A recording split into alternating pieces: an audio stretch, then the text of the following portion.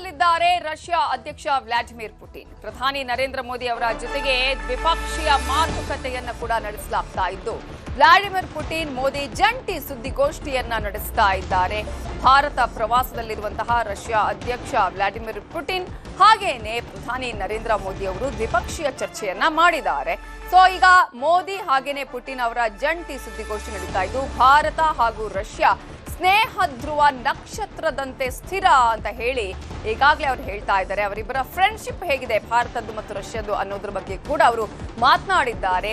ಧ್ರುವ ನಕ್ಷತ್ರದಂತೆ ಯಾವತ್ತಿಗೂ ಕೂಡ ಸ್ಥಿರವಾಗಿರುತ್ತೆ. ಭಯೋತ್ಪಾದನೆ ವಿರುದ್ಧ ರಷ್ಯಾ ಮತ್ತು ಭಾರತ ಜಂಟಿಯಾಗಿ ಹೋರಾಟವನ್ನ ಮಾಡುತ್ತೆ. ಯುಕ್ರೇನ್ ವಿಚಾರವಾಗಿ ಶಾಂತಿ ಸ್ಥಾಪನೆಗೆ ನಾವು ಬದ್ಧ ಅಂತ ಹೇಳಿದ್ದಾರೆ ಪ್ರಧಾನಿ ನರೇಂದ್ರ ಮೋದಿ. ಪುಟಿನ್ ನಾಯಕತ್ವದಲ್ಲಿ ಹೊಸ ಮೈಲಿಗಲ್ಲು ಸ್ಥಾಪನೆ ಮಾಡಲಾಗಿದ್ದು, ಬ್ಯಾಂಕಿಂಗ್ ವಲಯದಲ್ಲಿ ಎರಡೂ ದೇಶಗಳು ನೇರ ಸಹಕಾರವನ್ನ ನೀಡ್ತಾ ಇದ್ದು, ವ್ಯಾಪಾರ, ರಕ್ಷಣೆ, ಇಂಧನದ ವಿಚಾರದಲ್ಲಿ ಎರಡೂ ದೇಶಗಳ ನಡುವೆ ಸಹಭಾಗಿತ್ವ ಹೊಂದುತ್ತೆ ಅನ್ನೋದನ್ನ ಕೂಡ ಈ ಹಿಂದೆ ಕೂಡ ಇತ್ತು, ಮುಂದೆ ಕೂಡ ಈ ಒಂದು ಸ್ನೇಹ ಸಂಬಂಧ ಎಲ್ಲಾ ವಿಚಾರದಲ್ಲೂ ವ್ಯಾಪಾರ, ರಕ್ಷಣೆ, ಇಂಧನ ವಿಚಾರದಲ್ಲಿ ಇರುತ್ತೆ ಅನ್ನೋದನ್ನ ಹೇಳಿದ್ದಾರೆ. ಭಾರತದ ಅತಿ ದೊಡ್ಡ ನ್ಯೂಕ್ಲಿಯರ್ ಘಟಕವನ್ನ ನಿರ್ಮಿಸಿದ್ದ ರಷ್ಯಾ ಇದೀಗ ಬದಲಾಗ್ತಾ ಇರುವ ವಿಶ್ವದಲ್ಲಿ ಭಾರತ ರಷ್ಯಾ ಸ್ನೇಹ ಶಾಶ್ವತ. ಹಡಗು ನಿರ್ಮಾಣ ಒಪ್ಪಂದಕ್ಕೂ ಕೂಡ ಉಭಯ ನಾಯಕರು ಸಹಿಯನ್ನ ಹಾಕಿದ್ದಾರೆ. ಇನ್ನು ಭಾರತದಲ್ಲಿ 2 ಹೊಸ ರಾಯಭಾರ ಕಚೇರಿ ತೆರೆಯೋದಕ್ಕೂ ಕೂಡ ನಿರ್ಧಾರವನ್ನ ಮಾಡಲಾಗಿದೆ. 2030 ವೇಳೆಗೆ $100 ಬಿಲಿಯನ್ ವಹಿವಾಟು ನಡೆಸೋದಿಕ್ಕೂ ಕೂಡ ಸಿದ್ಧತೆಯನ್ನ ಮಾಡಲಾಗಿದ್ದು, $100 ಬಿಲಿಯನ್ ವಹಿವಾಟು ನಡೆಸೋದಿಕ್ಕೂ ಕೂಡ ಎಲ್ಲ ತಯಾರಿಯನ್ನ ಮಾಡಲಾಗಿದೆ. ಭಾರತದಲ್ಲಿ ರಷ್ಯಾದ ಸರ್ಕಾರಿ ಸ್ವಾಮ್ಯದ ಮಾಧ್ಯಮ ಕೂಡ ತೆರೆಗೆ ಬರಲಿದ್ದು, ರಷ್ಯಾ ಹಾಗೂ ಭಾರತ ನಡುವೆ ಸಂಬಂಧ ವೃದ್ಧಿಗೆ ಈ ಚಾನೆಲ್ ಸಹಕಾರಿ ಆಗಲಿದೆ ಅಂತ ಪುಟಿನ್ ಹೇಳಿದ್ದಾರೆ.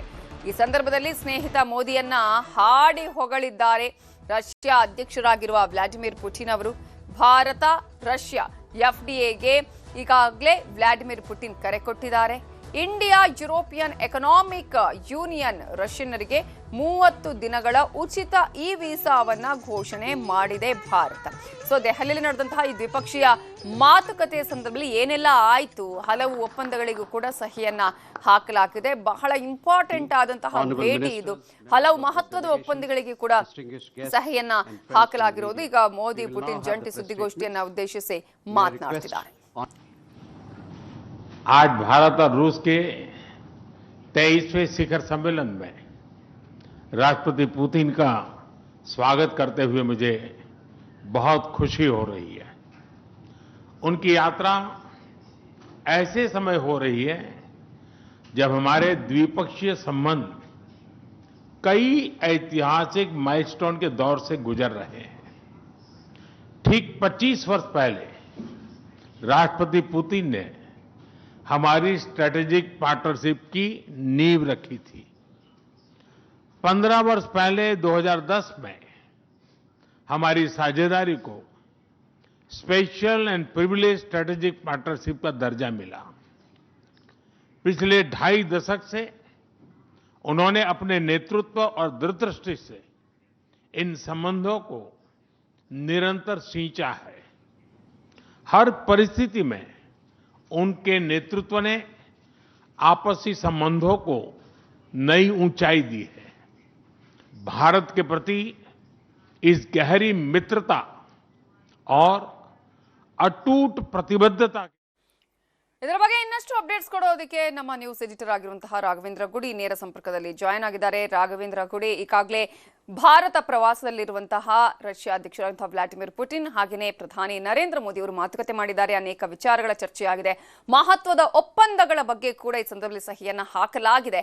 ಈ ಸಂದರ್ಭದಲ್ಲಿ ಯಾವೆಲ್ಲ ವಿಚಾರಗಳನ್ನು ಘೋಷಣೆ ಮಾಡಿದ್ದಾರೆ, ಯಾವೆಲ್ಲ ಮಹತ್ವದ ಒಪ್ಪಂದಗಳಿಗೆ ಇಲ್ಲಿ ಚರ್ಚೆಯಾಗಿದೆ?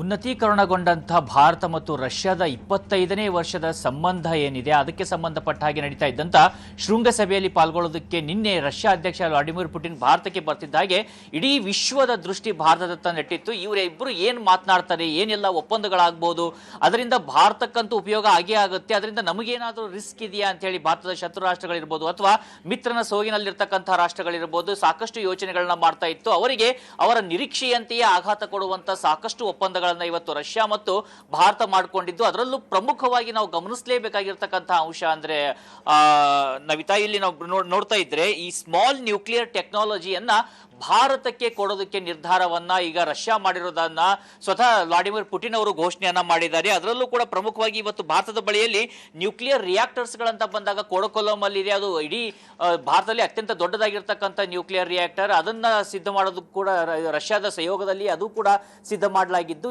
ಈಗ ಮುಂಬರುವಂತಹ ಹಂತದಲ್ಲಿ ಇನ್ನೂ ಮುಂದುವರೆದು ಸ್ಮಾಲ್ ನ್ಯೂಕ್ಲಿಯರ್ ರಿಯಾಕ್ಟರ್ ಟೆಕ್ನಾಲಜಿಯನ್ನ ಕೊಡ್ತೀವಿ ಅಂತ ಹೇಳಿ ರಷ್ಯಾದ ಅಧ್ಯಕ್ಷ ಇವತ್ತು ಘೋಷಣೆಯನ್ನ ಮಾಡಿದ್ದಾರೆ. ಇವತ್ತು ಕೂಡ ಭಾರತದ ಒಂದು ಇಂಧನದ ಅವಶ್ಯಕತೆ ನಾವು ಗಮನಿಸ್ತಾ ಇದ್ರೆ ಇವತ್ತು ಸಾಕಷ್ಟು ಜಲವಿದ್ಯುತ್ ಇದೆ ಅಥವಾ ಕೋಲನ್ನು ಬಳಸಿ ನಾವು ವಿದ್ಯುತ್ ಅನ್ನ ತಯಾರು ಮಾಡ್ತಿದ್ದೀವಿ. ಅದು ಏನೇ ಇದ್ರೂ ನಮ್ಮ ಅಗತ್ಯತೆಗೆ ಅನುಗುಣವಾಗಿ ವಿದ್ಯುತ್ ಅನ್ನು ಉತ್ಪಾದನೆ ಮಾಡೋದು ಸಾಕಷ್ಟು ಬಾರಿ ಕಷ್ಟ ಆಗುತ್ತೆ. ಆದ್ರೆ ಈ ಸ್ಮಾಲ್ ನ್ಯೂಕ್ಲಿಯರ್ ಟೆಕ್ನಾಲಜಿಯನ್ನ ಏನಾದ್ರೂ ಬಂದ್ರೆ, ರಿಯಾಕ್ಟರ್ ಟೆಕ್ನಾಲಜಿಯನ್ನ ರಷ್ಯಾ ಭಾರತಕ್ಕೆ ಕೊಟ್ಟಿದ್ದೇ ಆದ್ರೆ ಸಾಕಷ್ಟು ನಗರಗಳಲ್ಲಿ ಈ ಒಂದು ಅಲ್ಲಿಯ ಅವಶ್ಯಕತೆಗೆ ಅನುಗುಣವಾಗಿ ನಾವು ನ್ಯೂಕ್ಲಿಯರ್ ರಿಯಾಕ್ಟರ್ ಗಳನ್ನ ಬಳಕೆ ಮಾಡ್ಕೊಳ್ಬಹುದು. ಅಂದ್ರೆ ಇದು ಶಾಂತಿ ಕಾಲದ ವಿಷಯಕ್ಕೆ ಸಂಬಂಧಪಟ್ಟಿದ್ದು. ಇದನ್ನ ಬಳಸಿ ಬಾಂಬ್ ಮಾಡೋದಕ್ಕಂತಲ್ಲ, ಬದಲಾಗಿ ಈ ನ್ಯೂಕ್ಲಿಯರ್ ಎನರ್ಜಿಯನ್ನ ಬಳಸಿಕೊಂಡು ಪವರ್ ಸಪ್ಲೈ ಇರಬಹುದು ಅಥವಾ ಬೇರೆ ಬೇರೆ ರೀತಿಯಾಗಿರ್ತಕ್ಕ ವಿಧದ ಈ ಒಂದು ಟೆಕ್ನಾಲಜಿಯಲ್ಲಿ ಬಳಕೆಗೆ ಇದನ್ನು ಬಳಸಿಕೊಳ್ಳಬಹುದಾಗಿದೆ. ಅದನ್ನ ಕೊಡ್ತೀವಿ ಅಂತ ರಷ್ಯಾ ಹೇಳಿರುವಂತದ್ದು ಮೊದಲ ಅತ್ಯಂತ ದೊಡ್ಡ ಇದು ಅನೌನ್ಸ್ಮೆಂಟ್ ಅಂತ ನಾವು ಇದನ್ನು ಪರಿಗಣಿಸಬೇಕಾಗುತ್ತೆ. ಯಾಕಂದ್ರೆ ಶಿಪ್ ಬಿಲ್ಡಿಂಗ್ ಇರಬಹುದು ಅಥವಾ ಯುದ್ಧ ವಿಮಾನಗಳ ವಿಚಾರದಲ್ಲಿ ನಡೆದಂತ ಡಿಸ್ಕಷನ್ಸ್ ಇರಬಹುದು, ಸಬ್ಮೆರಿನ್ ವಿಚಾರದಲ್ಲಿ ನಡೆದಿರುವಂತಹ ಡಿಸ್ಕಷನ್ಸ್ ಇರಬಹುದು, ಇವೆಲ್ಲವೂ ಕೂಡ ಸರ್ವೇ ಸಾಮಾನ್ಯವಾಗಿ ನಡೆಯುವಂತದ್ದು. ಮತ್ತು ಭಾರತ ರಷ್ಯಾದ ಮಧ್ಯದಲ್ಲಿ ಇದಕ್ಕೆ ಸಂಬಂಧಪಟ್ಟ ಹಾಗೆ ಅತಿ ಉನ್ನತವಾಗಿರ್ತಕ್ಕಂಥ ಆಲ್ರೆಡಿ ಸಂಬಂಧ ಇದೆ. ಸಾಕಷ್ಟು ನಮ್ಮ ಯುದ್ಧ ವಿಮಾನಗಳನ್ನ ರಷ್ಯಾ ನಮಗೆ ಕೊಡ್ತಾನೆ ಬರ್ತಾ ಇದೆ. ಇನ್ಫ್ಯಾಕ್ಟ್ ನಾವು ನೋಡ್ತಾ ಇದ್ರೆ ಇತ್ತೀಚಿನ ಈ ಆಪರೇಷನ್ ಸಿಂಧೂರದಲ್ಲಿ ಬಳಕೆಯಾದಂತ ಬ್ರಹ್ಮೋಸ್ ಕೂಡ ಭಾರತ ಮತ್ತು ರಷ್ಯಾ ಜಂಟಿಯಾಗಿ ಸಿದ್ಧ ಮಾಡಿರುವಂತದ್ದು. ಆದ್ರೆ ಈ ಸ್ಮಾಲ್ ನ್ಯೂಕ್ಲಿಯರ್ ಟೆಕ್ನಾಲಜಿ ಏನಿದೆ, ರಿಯಾಕ್ಟರ್ ಟೆಕ್ನಾಲಜಿ ಏನಿದೆ, ಇದು ಭಾರತದ ಭವಿಷ್ಯದ ದೃಷ್ಟಿಯಿಂದ ಭಾರತದ ಭವಿಷ್ಯದ ಒಂದು ಅವಶ್ಯಕತೆಗೆ ಅನುಗುಣವಾಗಿ ನಾವು ಗಮನಿಸೋದಾದ್ರೆ ಅತ್ಯಂತ ಮಹತ್ವವನ್ನ ಪಡೆದುಕೊಳ್ಳುತ್ತೆ. ಎರಡನೇ ಅತಿ ಮಹತ್ವದ ವಿಚಾರವನ್ನ ನಾವು ಗಮನಿಸೋದೇ ಆದ್ರೆ ಇಲ್ಲಿ ಬ್ಯಾಂಕಿಂಗ್ ಅನ್ನ ನಮ್ಮ ಕರೆನ್ಸಿಗಳಲ್ಲೇ ಮಾಡೋಣ ಅನ್ನುವಂತ ಒಂದು ಪ್ರಪೋಸಲ್ ಅನ್ನ ಕೂಡ ಈಗ ವ್ಲಾಡಿಮಿರ್ ಪುಟಿನ್ ಭಾರತಕ್ಕೆ ಕೊಟ್ಟಿರುವಂತದ್ದು. ಇಷ್ಟು ದಿನ ನಾವು ಎಲ್ಲರಿಗೂ ಗೊತ್ತಿರುವ ಹಾಗೆ ಯಾವುದೇ ದೇಶದ ಮಧ್ಯದಲ್ಲಿ ಒಂದು ವ್ಯಾಪಾರ ವಹಿವಾಟುಗಳಾದಾಗ ಅದನ್ನ ಡಾಲರ್ ಲೆಕ್ಕದಲ್ಲಿ ಡಾಲರ್ ಅನ್ನ ಬಳಕೆ ಮಾಡಿಕೊಳ್ಳಲಾಗುತ್ತೆ. ಅಮೆರಿಕನ್ ಡಾಲರ್ ಅನ್ನೇ ಅಲ್ಲಿ ಒಂದು ವಿನಿಯೋಗ ಮಾಡಿಕೊಂಡು ಅದನ್ನು ಬಳಸಿಯೇ ವ್ಯಾಪಾರ ವಹಿವಾಟವನ್ನ ಮಾಡಲಾಗುತ್ತೆ. ಆದ್ರೆ ನಮಗೆ ಗೊತ್ತಿರುವ ಹಾಗೆ ರಷ್ಯಾವನ್ನ ಈಗ ಆಲ್ರೆಡಿ ಅಂತಾರಾಷ್ಟ್ರೀಯ ಬ್ಯಾಂಕಿಂಗ್ ವಹಿವಾಟದಿಂದ ಹೊರಗಡೆ ಇಡಲಾಗಿದೆ. ಈ ಉಕ್ರೇನ್ ಮತ್ತು ರಷ್ಯಾ ಯುದ್ಧ ಶುರುವಾದ ಬಳಿಕ ಅಮೆರಿಕ ಈ ಒಂದು ಇದರಲ್ಲಿ ಮುಂಚೂಣಿಯನ್ನ ವಹಿಸಿದಂತದ್ದು. ನಂತರದಲ್ಲಿ ಈಗ ಚೀನಾ ಕೂಡ ತನ್ನದೇ ಕರೆನ್ಸಿಯನ್ನ ಬಳಕೆ ಮಾಡಿಕೊಳ್ಬೇಕು, ಯುವಾನ್ ಅನ್ನ ಈ ಬ್ರಿಕ್ಸ್ ಕರೆನ್ಸಿಯಾಗಿ ಪರಿವರ್ತಿಸಬೇಕು ಅಂತ ಸಾಕಷ್ಟು ಪ್ರಯತ್ನವನ್ನ ಮಾಡ್ತಾ ಇದೆ. ಈ ಮಧ್ಯದಲ್ಲಿ ಭಾರತದ ರುಪಿ ಕಥೆ ಏನಾಗಿರುತ್ತೆ? ಯಾಕಂದ್ರೆ ಈಗ ನಾವು ನೋಡ್ತಾ ಇದ್ದೀವಿ ಆಲ್ರೆಡಿ 90 ರೂಪಾಯಿ ಬಂದಿದೆ $1. ಅಷ್ಟು ನಿರಂತರವಾಗಿ ತನ್ನ ಮೌಲ್ಯವನ್ನ ರುಪಿ ಕಳೆದುಕೊಳ್ತಾ ಇದೆ. ಇಂಥ ಸಂದರ್ಭದಲ್ಲಿ ಆ ರುಪಿಯನ್ನ ಬಳಕೆ ಮಾಡ್ಕೊಳ್ಬಹುದಾ ಅನ್ನುವಂತ ವಿಚಾರಕ್ಕೆ ಸಂಬಂಧಪಟ್ಟ ಹಾಗೆ ಇತ್ತೀಚೆಗೆ ನಡೆದಿರ್ತಕ್ಕಂಥ ವಹಿವಾಟು ಏನಿದೆ ಭಾರತ ಮತ್ತು ರಷ್ಯಾದ ಮಧ್ಯದಲ್ಲಿ ಅದನ್ನ ಭಾರತದ ರುಪಿಯನ್ನ ಬಳಸಿಕೊಂಡೇ ಮಾಡಲಾಗಿದೆ. ಅದಕ್ಕೋಸ್ಕರನೇ ಇಲ್ಲಿ ಕೋಲ್ಕತ್ತಾದಲ್ಲಿ ಒಂದು ಬ್ಯಾಂಕ್ ಅನ್ನ ಕೂಡ ತೆರೆಯಲಾಗಿದೆ. ಆದ್ರೆ ಇದಿಷ್ಟೇ ಸಾಕಾಗ್ತಿಲ್ಲ. ಇನ್ನು ಮುಂದೆ ಬರುವ ಹಂತದಲ್ಲೂ ಕೂಡ ಸಂಪೂರ್ಣವಾಗಿ ಈ ಎರಡೂ ದೇಶಗಳ ಕರೆನ್ಸಿಯನ್ನೇ ಬಳಸಿಕೊಂಡು ನಾವು ವ್ಯಾಪಾರ ವಹಿವಾಟುವನ್ನ ಮಾಡೋಣ ಅನ್ನುವಂತ ಒಂದು ಪ್ರಪೋಸಲ್ ಅನ್ನ ಕೂಡ ಈಗ ರಷ್ಯಾ ಇಟ್ಟಿರುವಂತದ್ದು. ಇದನ್ನ ಭಾರತ ಪರಿಗಣಿಸುತ್ತಾ ಅನ್ನೋದು ಮುಂದಿರುವಂತಹ ಪ್ರಶ್ನೆ. ಒಂದು ವೇಳೆ ಭಾರತ ಪರಿಗಣಿಸಿದ್ದೇ ಆಗಿದ್ರೆ ನೋ ಡೌಟ್ ಭಾರತ ಮತ್ತು ರಷ್ಯಾದ ಮಧ್ಯದಲ್ಲಿ ಸಂಬಂಧ ವೃದ್ಧಿ ಆಗುತ್ತೆ. ಸಾಕಷ್ಟು ಈ ಲೀಕೇಜ್ ಏನಿರುತ್ತೆ, ದುಡ್ಡು ಲೀಕ್ ಆಗುವಂತದ್ದು, ಅದನ್ನ ನಾವು ತಡೆಗಟ್ಟಬಹುದು. ಆದ್ರೆ ಅಮೆರಿಕದ ಕೆಂಗಣ್ಣಿಗೆ ಗುರಿಯಾಗಬೇಕಾಗುತ್ತೆ. ಅದನ್ನ ಭಾರತ ಹೇಗೆ ನಿರ್ವಹಣೆ ಮಾಡುತ್ತೆ ಅನ್ನೋದು ಕೂಡ ಈಗ ಮುಂದಿರುವಂತಹ ಸವಾಲು. ಇನ್ನು ಮೂರನೇ ಅತ್ಯಂತ ಮಹತ್ವವಾಗಿರ್ತಕ್ಕಂಥ ಘೋಷಣೆ ಅಂತ ನೋಡೋದಾದ್ರೆ ರಷ್ಯನ್ನರು ಇಲ್ಲಿ ಭಾರತಕ್ಕೆ ಬರಬೇಕು ಅಂತಂದ್ರೆ 30 ದಿನಗಳ ಫ್ರೀ ಇ ವೀಸಾವನ್ನ ಭಾರತ ಘೋಷಣೆಯನ್ನ ಮಾಡಿದೆ. ಅಂದ್ರೆ ಪೀಪಲ್ ಟು ಪೀಪಲ್ ಸಂಬಂಧವನ್ನ ಮತ್ತಷ್ಟು ವೃದ್ಧಿಸಬೇಕು ಅಂತ ಹೇಳಿ. ಯಾಕಂದ್ರೆ ಇವತ್ತಿನ ಒಂದು ಪ್ರಮುಖ ಮಾತುಕತೆಯಲ್ಲಿ ರಷ್ಯಾ ವ್ಲಾಡಿಮಿರ್ ಪುಟಿನ್ ಮತ್ತು ನರೇಂದ್ರ ಮೋದಿ ನಡುವೆ ನಡೆದಂತ ಮಾತುಕತೆಯಲ್ಲಿ ಮಾನವ ಸಂಪನ್ಮೂಲಗಳ ವಿನಿಯೋಗದ ವಿಚಾರದಲ್ಲೂ ಕೂಡ ಸಾಕಷ್ಟು ಚರ್ಚೆಯನ್ನ ಮಾಡಿಕೊಳ್ಳಲಾಗಿದೆ. ವಿನಿಮಯದ ದೃಷ್ಟಿಯಿಂದ ಕೂಡ ಸಾಕಷ್ಟು ಚರ್ಚೆಯನ್ನ ಮಾಡಲಾಗಿದೆ. ಹೀಗಿದ್ದಾಗ ಎರಡೂ ದೇಶಗಳ ಸಂಬಂಧ ವೃದ್ಧಿ ಆಗಬೇಕಾದ್ರೆ ಇಲ್ಲಿಯ ಜನರ ಮಧ್ಯದಲ್ಲೂ ಕೂಡ ಸೌಹಾರ್ದತೆ ಬೆಳೆಯಬೇಕು. ಅದಕ್ಕೆ ಸಂಬಂಧಪಟ್ಟ ಹಾಗೆ ರಷ್ಯಾದಿಂದ ಭಾರತಕ್ಕೆ ಯಾರೇ ಟೂರಿಸ್ಟ್ಗಳು ಬರ್ತೀನಿ ಅಂದ್ರೂ ಕೂಡ 30 ದಿನಗಳ ಉಚಿತವಾಗಿರ್ತಕ್ಕಂಥ ಈ ವೀಸಾವನ್ನ ಭಾರತ ಘೋಷಣೆ ಮಾಡಿರುವಂತದ್ದು. ಜೊತೆಗೆ ರಷ್ಯಾ ಕೂಡ ತನ್ನ ಸರ್ಕಾರಿ ಸ್ವಾಮ್ಯದ ಮಾಧ್ಯಮವನ್ನ ಭಾರತದಲ್ಲಿ ಇವತ್ತಿನ ತೆರೀತಾ ಇದೆ. ಆ ಮೂಲಕವಾಗಿ ಪುಟಿನೇ ಹೇಳಿರುವ ಹಾಗೆ ರಷ್ಯಾವನ್ನ ಇನ್ನೂ ಹೆಚ್ಚಾಗಿ ಇಲ್ಲಿಯ ಜನರಿಗೆ ಪರಿಚಯವನ್ನ ಮಾಡಿಕೊಡ್ತೀವಿ ಈ ಚಾನೆಲ್ ಅನ್ನ ಬಳಸಿ. ಅದೇ ರೀತಿಯಾಗಿ ಇದೇ ಚಾನೆಲ್ ಅನ್ನ ಬಳಸಿ ಭಾರತೀಯರ ಬಗ್ಗೆ ರಷ್ಯನ್ನರಿಗೆ ಮತ್ತಷ್ಟು ಪರಿಚಯವನ್ನ ಮಾಡಿಕೊಡುವಂತ ಪ್ರಯತ್ನವನ್ನ ನಾವು ಮಾಡ್ತೀವಿ ಅಂತ ಹೇಳಿ ವ್ಲಾಡಿಮಿರ್ ಪುಟಿನ್ ಒಂದು ಘೋಷಣೆಯನ್ನ ಮಾಡಿರುವಂತದ್ದು.